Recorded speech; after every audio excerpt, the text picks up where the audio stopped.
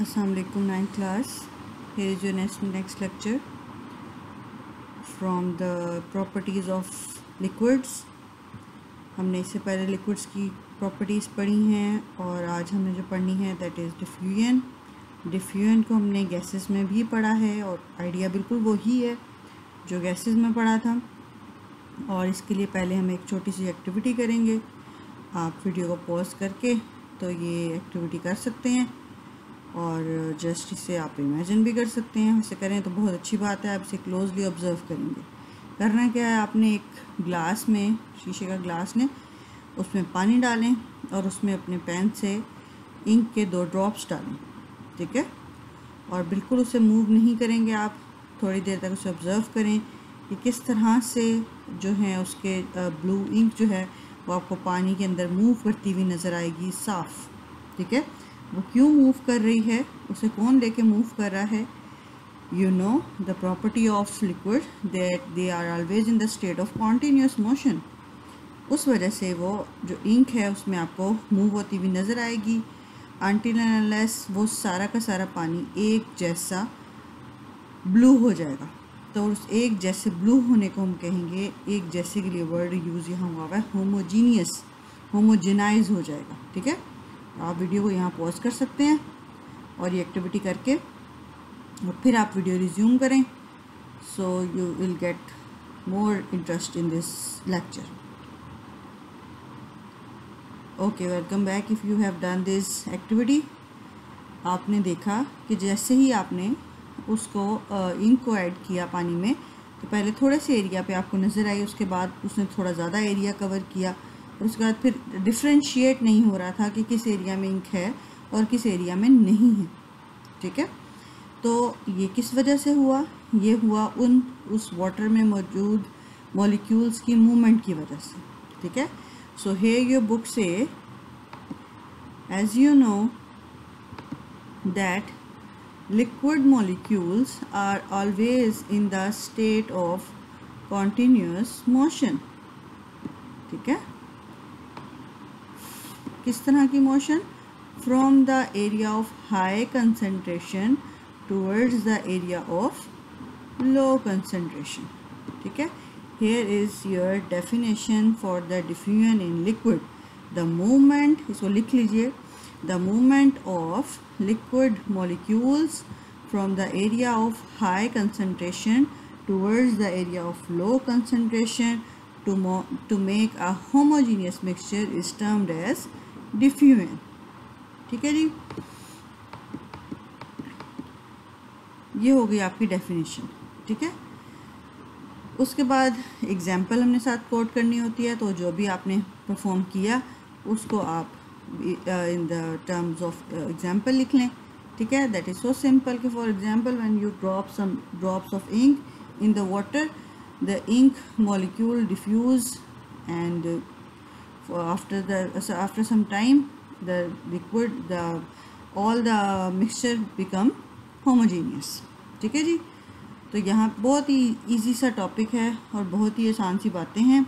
समझने वाली बातें यहाँ पे थोड़ी हैं लेकिन फिर भी आपको कंसंट्रेशन की ज़रूरत है.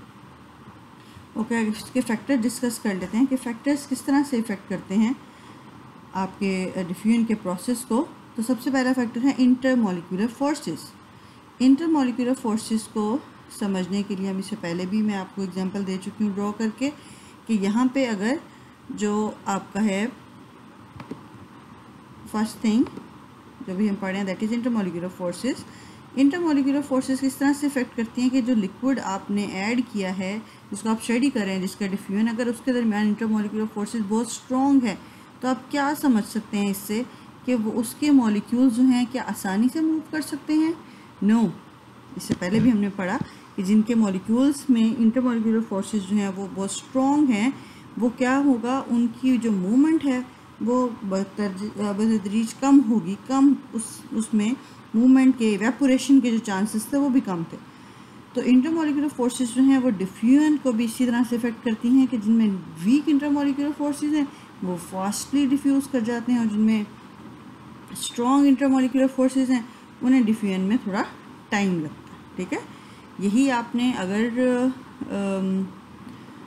डाला हो इसमें हनी, शहद, इसी पानी के गिलास में, इसमें आपने इंक का एक्सपेरिमेंट किया, तो वो काफ़ी देर तक नीचे ही बैठा रहेगा और अपने ही आसपास की जगह पे थोड़ा सा डिफ्यूज़ होता हुआ आपको नज़र आएगा, just because of the intermolecular forces between the molecules of honey. Okay, the next factor to discuss is the size of molecule. Example इसकी भी, इसमें भी हनी की दी हुई है कि जो बिग साइज़ के मॉलिक्यूल हैं वो डिफ्यूज़ करेंगे स्लोली। इसकी एग्जांपल आप ऐसे ले लें कि दो लोगों की रेस लगवाई जा रही है, जिसमें से एक जो है वो बहुत लीन है, कमज़ोर है, और दूसरा जो है वो जनाब कुछ ज़्यादा ही मोटा है और बेचारा हिलने से भी में भी उससे मुश्किल है। तो अब उनकी रेस लगवाई है आपने, तो ज़रा सोचें कि कौन जीतेगा वो रेस। चंद कदमों की भी रेस होगी, तो जो मोटा है उसे जितनी देर लगेगी चलने में या दौड़ने में, हो सकता है उससे ज़्यादा जल्दी आपका जो मोटा नहीं है, उसे कह सकते हैं, पतला भी नहीं कह सकते, जो मोटा, ज़्यादा मोटा नहीं है, वो ज़्यादा अच्छे से भागेगा। तो ये एक फ़नी सी एग्जांपल है जो आप इस फैक्टर के साथ एसोसिएट कर सकते हैं। आपको कभी भी नहीं बोलेगा कि जो बिग साइज़ के मॉलिक्यूल हैं वो डिफ्यूज़ करते हैं स्लोली, उनकी मूवमेंट जो है वो स्लो है, ठीक है। और जो उसके कंपैरिजन में छोटे साइज़ के मॉलिक्यूल हैं उनकी मूवमेंट जो है वो टू सम एक्सटेंट फास्ट है। अच्छा जी, नेक्स्ट टॉपिक, नेक्स्ट जो इसका फैक्टर है that is shape of molecule. हाँ जी, शेप ऑफ मॉलिक्यूल किस तरह से अफेक्ट करती है कि जो रेगुलर शेप के मॉलिक्यूल्स हैं उनकी डिफ्यूजन जो है वो फास्ट है। क्यों? क्योंकि रेगुलर शेप होने की वजह से वो एक दूसरे के ऊपर आसानी से स्लिप करेंगे, जबकि इरेगुलर शेप के जो मॉलिक्यूल्स हैं वो एक दूसरे के साथ टेंगल्ड हो जाएंगे और उनकी जो मूवमेंट है वो एक दूसरे से टकराव के बाद इतनी ज़्यादा फास्ट नहीं होगी जो एक जैसे शेप के मॉलिक्यूल्स की होगी। इसकी आप एग्जांपल ले सकते हैं सॉकर बॉल से। जो सॉकर बॉल्स होती हैं उनको टेबल पे आप हिट करते हैं, उस एक स्टिक, उसका ख़ास एक नाम होता है उससे, और जैसे ही आप उसे एक बॉल से आप उसे हिट करते हैं तो सारे के सारे जो बॉल्स हैं वो अपनी जगह से हिल जाते हैं और फिर कभी दूर से टेबल से टकरा के फिर आपस में टकराते हैं, फिर टेबल से टकराते हैं, और इसी दौरान जी वो काफ़ी देर तक इन द स्टेट ऑफ मोशन रहते हैं, ठीक है। तो बिल्कुल उसी तरह जो वाटर के उसके लिक्विड के मॉलिक्यूल्स हैं, अगर तो वो सारे एक ही शेप के हैं तो उनको डिफ्यूजन के लिए चांस ज़्यादा है, क्योंकि उनकी जब आपस में टक्कर लगेगी वो हर डायरेक्शन में जाने के लिए मतलब उनकी असेस है। लेकिन जैसे ही अगर उनमें कोई डिफरेंट शेप के मॉलिक्यूल्स भी आ गए तो उनकी जो कोलिजन के दौरान की वजह से जो उनकी मूवमेंट है वो अफेक्ट होगी, ठीक है जी। So shape of the molecule also effect the diffusion in the liquid, regular and irregular shape. उसके बाद जी ये है टेम्परेचर का फैक्टर। टेम्परेचर का फैक्टर समझना तो बहुत ही आसान है कि आप कोई ड्रिंक बना रहे हैं, ठीक है, और उसमें उसकी सॉलेबिलिटी जो है कुछ डिज़ोल्व कर रहे हैं किसी चीज़ को, तो आप अगर गर्म पानी में उसको डिज़ोल्व करें, जैसे आप आजकल आप अफ्तारी में नींबू पानी या कोई भी ड्रिंक बनाते हैं तो उसमें चीनी डालते हैं, तो फ्रिज के ठंडे पानी में वो चीनी बड़ी देर से डिज़ोल्व होती है, जबकि जो नॉर्मल टेम्परेचर का पानी है, थोड़ा सा गर्म पानी है, उसमें वो जल्दी से डिज़ोल्व हो जाती है due to the high kinetic energy of molecules, ठीक है। जिसका टेम्परेचर हाई होता है जिस लिक्विड का, उसके मॉलिक्यूल्स की काइनेटिक एनर्जी भी हाई होती है।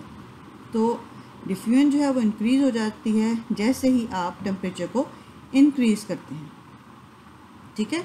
वही मॉलिक्यूल जो उसमें मूव कर रहे थे थोड़ी टाइम के साथ, वो उसकी काइनेटिक एनर्जी जब हाई होगी वो और तेज़ी से मूव करेंगे, और तेज़ी से मूव करेंगे तो जल्दी होमोजेनाइज हो जाएंगे, यानी डिफ्यूजन का अमल जो है वो तेज़ हो जाएगा।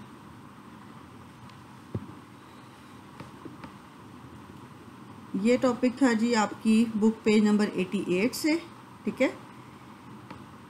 And that's enough for today. और कुछ बच्चे पूछ रहे हैं मैडम कि इसमें से याद क्या करना है, तो बच्चों छोड़ना कुछ भी नहीं है, आपने सब कुछ ही पढ़ना है और तरतीब से पढ़ना है और लर्न करना है। ये जितने भी फैक्टर्स हमने पढ़े हैं इसके फैक्टर्स लॉन्ग क्वेश्चंस के लिए भी इम्पॉर्टेंट हैं और एसएच अलहदा से शॉर्ट क्वेश्चन में भी पूछे जा सकते हैं। इसमें से सब कुछ ही आपने याद करना है। अब प्रॉपर डेफिनेशन की बात है तो डिफ्यूजन की यहाँ पे एसएच मुझे प्रॉपर डेफिनेशन नज़र नहीं आई, मैंने बोली है, वो आप लिख लें, यहाँ पे अपनी बुक पे ही लिख लें और उसको प्रॉपर लर्न करें। मैं एक बार फिर बोल देती हूँ, the movement of liquid molecules from the area of high concentration towards the area of low concentration to make a homogeneous mixture is termed as diffusion. ठीक है जी। और साथ ही मैं अब इसके साथ आपको वीडियो का भी लिंक देती हूँ, आप एनिमेशन भी देखें, एनिमेशन का लिंक देती हूँ, साथ आप एनिमेशन भी देखें और इस टॉपिक से रिलेटेड जो क्वेश्चंस हैं उनको भी सॉल्व करें। ठीक है। इसके अलावा आपको जो टेस्ट योर सेल्फ हैं इसके साथ साथ आ रहे हैं, उनको भी मैंने आपको सॉल्व करने का कहा है और उसके लिए आपके एक हेल्पिंग गाइड मैंने आपके PDF उस फाइल की सूरत में छोड़ी है आपकी डाउनलोड्स में। ठीक है, जहाँ से आप ये लेक्चर खोलते हैं उसका मैं आपको वीडियो ब्रीफिंग वीडियो में ही उसकी खोलने का तरीका, अगर आपको उसमें कोई इशू हुआ तो आप कमेंट कर दीजिएगा, मैं आपको नेक्स्ट वीडियो में इंशाल्लाह बता दूँगी। ठीक है। So that's enough for today, wish you best of luck. इसको अच्छे से पढ़ें, याद करें, आसान चीज़ें हैं और आसान बातें हैं, इंटरेस्ट से पढ़ेंगे तो ज़रूर आपको इंशाल्लाह याद होंगी। थैंक यू, अल्लाह हाफिज़।